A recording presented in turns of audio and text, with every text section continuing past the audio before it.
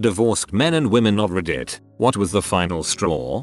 When she refused to go back to marriage counseling because he makes me feel wicked because I won't stop seeing the other guy. There's pretty much nothing left to say. I think Pokemon Go was the final straw. We weren't married but together for 8 years with a kid. He had trouble keeping a job and hadn't had a full-time job in 9 months. He worked part-time and lost his job and had some bullcrap story. I think he was showing up late and tired from staying up all night playing Pokemon Go downtown all night. She was 3 months pregnant and I was 5 months out to sea. Man, you've got some strong swimmers.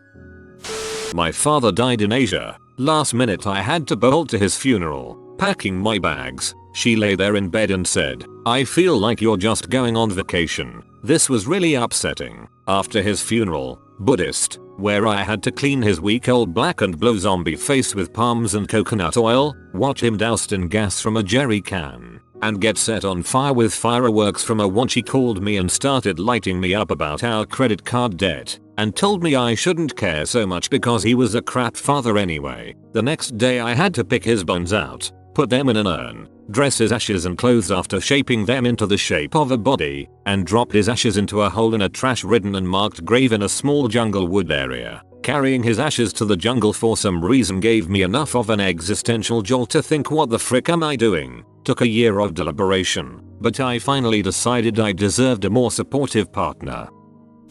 When my apartment neighbor asked me how I was okay with all of that. Okay with what? Oh, with being in an open marriage. I'm sorry, what now? Come again? Yeah, she told us you guys were in an open marriage when we saw her bringing guys home to your house while you were working. I'm sorry, what now? Come again? Awkward silence. Welp, thanks for letting me know, or I'd still be in the dark about this whole open marriage thing.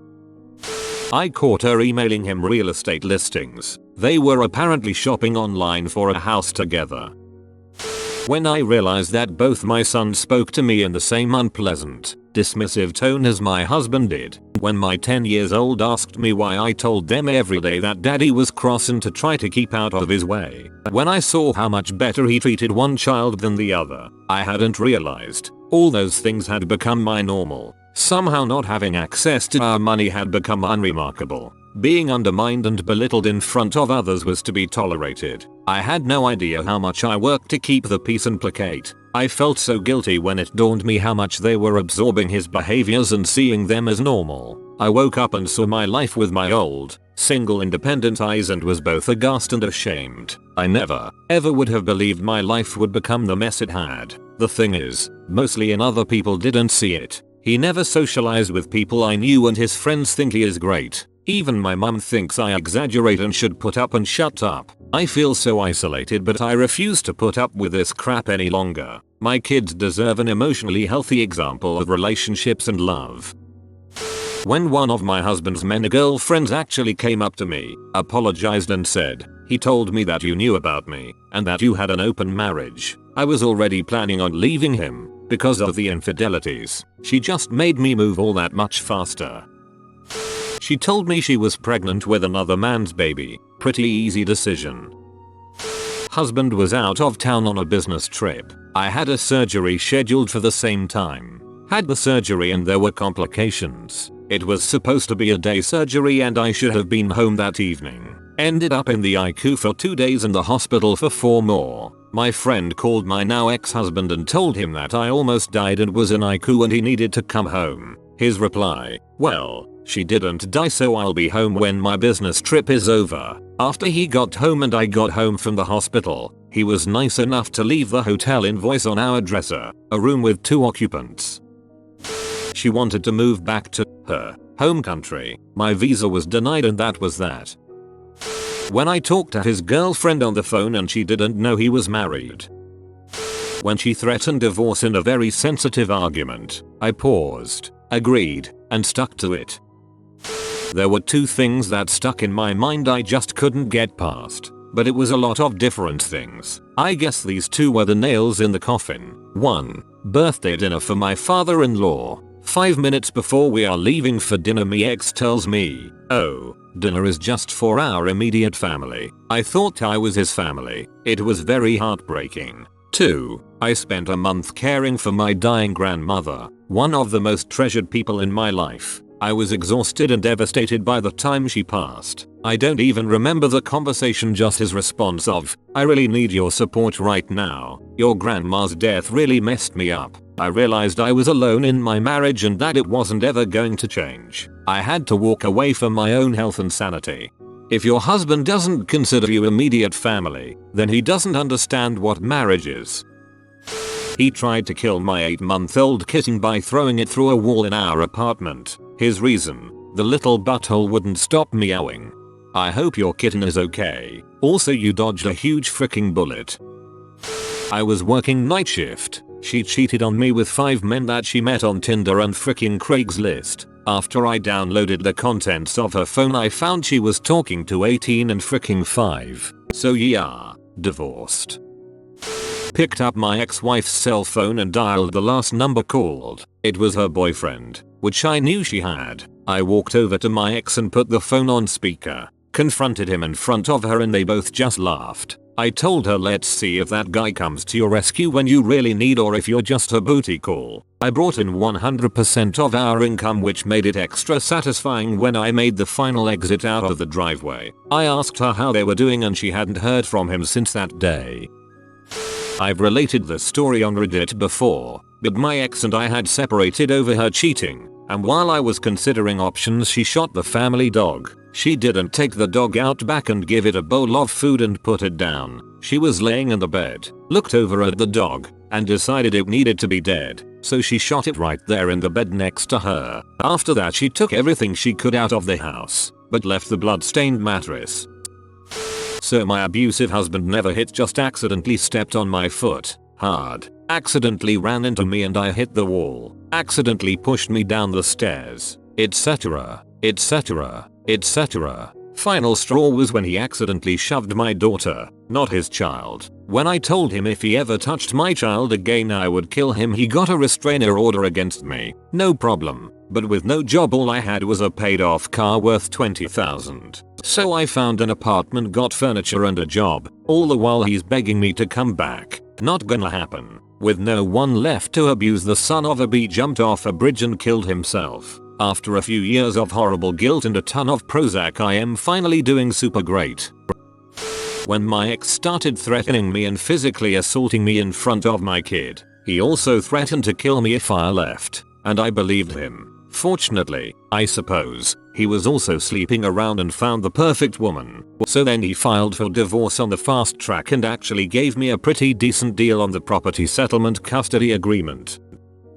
Convincing our children to drink their own urine. He decided to practice urine therapy and I was disgusted and started to prepare for divorce, but when he got the kids involved I immediately knew it was over. Finding plane tickets and hotel reservations to go meet some dude she had been chatting with online. Turns out the guy wasn't the fishing boat owning Alaskan adventurer he claimed. He turned out to be a part-time theater ticket taker for a movie theater, living in his mom's basement. He got blind drunk at his birthday party and was trying to start fights, etc. So I got him home. Had the presence of mind to hide the car keys in the dryer. He wanted to go back out, so tore the whole house apart looking for them. Threatened me with a kitchen knife when I wouldn't give up their location. So yeah, marriage. Good times. I was going to get yelled at no matter what I did. Did the laundry, get yelled at for not folding the towels correctly. Let her do the laundry, get yelled at for not doing the laundry. The final straw was I was sent to the grocery store for French cut green beans. They had French style green beans and cut style green beans. I spent more time than I care to admit scrutinizing the green bean aisle. I finally realized that green beans are 40 cents and I'm not taking an ass chewing over 40 cents. I bought both. She threw my laptop on the floor, which caused the screen to break. I took the laptop into the bedroom to inspect it. I brought it back out to show it to her. She accused me of breaking the screen. Wasn't the first thing of mine she broke, nor the first time she made a ridiculous accusation. I was in a seriously neglectful and abusive, verbal, psychological, not physical, marriage for the better part of 10 years. I tried everything that I could to try and fix it, and even though I was the one with the complaints, I still went into marriage counseling for 2 years and said I will do anything I can to try and change to make this better or to try and fix it. She would go into marriage counseling every single week and say the same thing. I want him to accept me as I am. In other words, she didn't want to change in any way. She didn't want to compromise in any way. She wanted me to accept being neglectful and abusive person that she had become. I should mention here that she is a severe narcissist. But the final straw, I had never even considered divorce or separation. It never even crossed my mind. For me, we were married for life and we just needed to figure out how to fix it. But one day in marriage counseling, when I was talking about something that she had done that was hurtful, she blurted out, "I think we should just consider separating." I was completely shocked and floored by this. I never even imagined it, and in that moment I realized that it was always me chasing her. For 10 years I've been chasing her. She's always running away. She never apologized ever for anything. She would get away with the most heinous behavior and I would crawl back to her and apologize and keep the relationship going, and I realized that moment that anytime things got tough, she would scream separation or divorce or run away, and that is no way to live. A good relationship takes two people that genuinely want to be in a relationship and are both willing to put in the work for that relationship and both willing to compromise for each other. This was not the case. This was a one-sided relationship which is always going to be doomed, and so I finally mustered up the courage after she said that and made the decision to walk away. Everyone deserves happiness and I just didn't want to live without the rest of my life like that anymore. He married someone else while he was married to me. Final straw. I think that straw is illegal. She decided she loved her girlfriend, who was also married, more than she loved me and our new baby. She left for the girlfriend, who subsequently left her husband and kids too. Both families ended up divorced. Both women lost the kids. They broke up a few months later. Schadenfreude. My mother-in-law left her husband after he bought her a compost bin for her birthday. She didn't want to be married or a mom anymore. She also wanted to see other people. I showed her the door and she ran like a bat out of heck. Left me and the kids. All I had to do to get custody was keep paying her cell phone bill and car payment. This was pretty much all she cared about. Too dang bad that was not part of the divorce agreement. I stopped paying the day after the divorce was final. She filed for divorce and then fled to another state. While temporarily separated from my dad, my mom had to unexpectedly leave the city and left my brother and I with her elder sister. Super sweet lady with a heart of gold. My mom had tried to contact my father but wasn't able to get a hold of him and left a message at his work and verbally told his parents. My dad was mad that we weren't left in his care and filed for divorce that week. He wanted a legal agreement that could be enforced in order to guarantee that he got the time with his kids that he felt he deserved. So his reason to file for divorce, despite my parents trying to work things out at the time, was that he thought a divorce would give him more time with his kids and on his own terms. That wasn't the long or short term outcome. The catch here is the reason my mom left town that week was in order to take care of my dad's sister and her kids. My aunt was suffering from depression and her husband had to take a work trip and was worried about leaving her alone with the kids. So my mom dropped everything and went there. My dad knew all of this as it was communicated to his parents. My aunt attempted suicide while my mom was there, and luckily my mom was able to intervene and save her life. So my mom was saving my dad's sister's life while my dad was filing for divorce. This story has been corroborated by both my parents. It wasn't the final straw, but it was the first time divorce was mentioned, and it was the first time we admitted openly that we both wanted out. We were playing a D&D type board game and his character walked into a trap I'd set and took a massive amount of damage. He tried to institute his own version of take backsies, and when I refused because we were adults and he was cheating, he knocked the game board over and yelled, "That's it. That's the straw that broke the camel's back. I wanted divorce." Sadly, we worked things out and continued on through more miserable years until I eventually called it quits due to his online dating and his controlling behavior. That game still has a special place in my heart, though.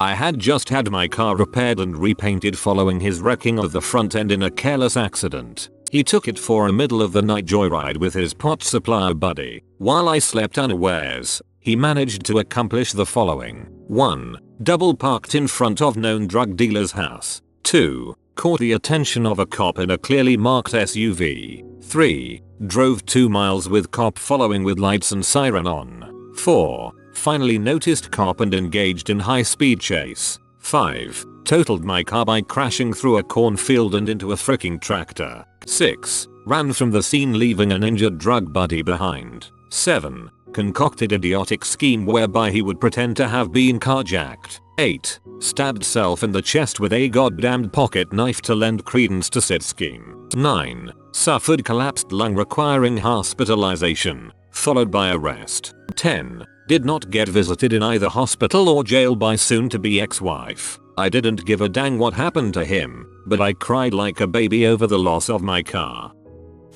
For about 3 months already he would only be home for 10 minutes after I got home from work. Just long enough to say hi to me and our infant son before taking off to party with friends until God knows when. The final straw when he thought it was acceptable to disappear for the entire weekend and get mad at me when I went looking for him. He had a seizure disorder and schizophrenia, so when he went missing in the past, happened multiple times, I had to go looking for him to ensure he was safe. Oh, but frick me for worrying. Good riddance. When she set me on fire. I still am dealing with trust issues and this is over 6 years ago. You think your entire life together is going great. Just got a puppy, new car and moving into an apartment we never dreamed we could get. She's finishing up classes at a 4-year college. We've been high school sweethearts since 9th grade, so over 7 years together. Not even 6 months into being married we go out to dinner and all is going great. Not even 30 minutes into the meal, she starts to get very emotional but won't say why. Concerned and worried for my wife, I excuse us and head home. Mind you, this entire time I had and everyone else thought things were going incredibly well. I felt on top of the world with our lives. I just don't find you attractive anymore. When I walked down the aisle 6 months ago I kept repeating to myself, don't do it, don't do it, but I couldn't let you down. There's someone at my work who just gives me the attention I need and I'm really attracted to him. We've spent some time together. Now this isn't one of those he didn't see the little things adding up or he's only telling one side of the story type situations. The rug and earth was ripped out from beneath me. Her family and friends all tried to talk to her and her parents apologized profusely. No one had a clue or believed it at first. I crashed at a friend's place and continued to try and talk to her about it and about seeing a counselor. She refused. I told her that both of us need to see someone together as well as individually. Still refused and called me an butthole for suggesting it. In retrospect, it's the best thing that has happened to me. I was able to focus on myself and I met my current amazing wife and I couldn't imagine being with anyone else. And now we have started a family and have a little girl. That fear of my entire world flipping upside down is still there and those trust issues have taken so long to work through. Many issues. The final straw was when his mother criticized me yet again in front of the entire family. When we were alone, I pointed this out to my now ex-husband. He told me, "You are just going to have to get used to it and get over it. We are married now. There's nothing you can do about it." He saw nothing wrong with how his family treated me and I refused to live the rest of my life being treated like that. Physical and emotional abuse, loss of consortium, and finally the painful punch to the gut when you finally need your spouse for the first time in a decade and find out she's not there for you at all, in any context. He got syphilis from a prostitute while I was working in the Arctic.